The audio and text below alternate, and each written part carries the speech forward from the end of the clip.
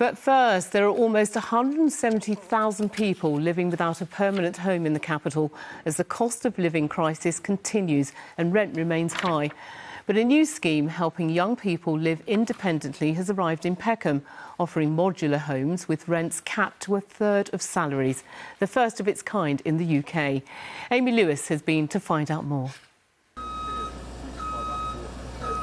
Made on an industrial site, loaded onto a lorry and driven to a building site. This could be the answer to London's housing crisis.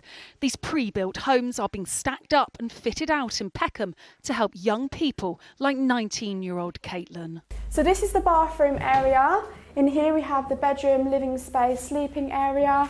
In here we have the kitchen with the counter, hob, microwave and living space. Despite working as a teaching assistant, she still can't afford the capital's high rental charges. I lived in a hostel for 2 years and I was very young. I was 17 when I lived in a hostel and I was working full-time. At one point I was working 7 days a week. It's incredibly difficult. I mean, your mental state is completely different. It's so hard to motivate yourself, stay determined to drive through. Homeless charity Centrepoint are building 33 studio units, which will only be available for people under 25 who are struggling to pay for their housing. The rent will be capped at only a third of their salary, making living much more affordable. It is much cheaper to build one of these houses than it is your typical brick home, and that's because of the materials that are used. This is made from timber and steel and costs just £70,000 to make and takes just half the time.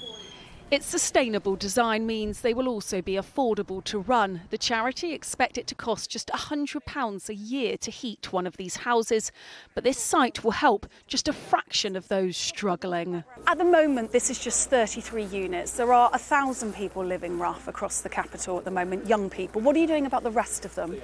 So we've challenged ourselves to deliver 300 independent living homes by the end of 2025. We're using the art of the possible. We're looking. We have a church that we're converting. We have homes and buildings that we're using. Modular is just one form of independent living home that we're going to use.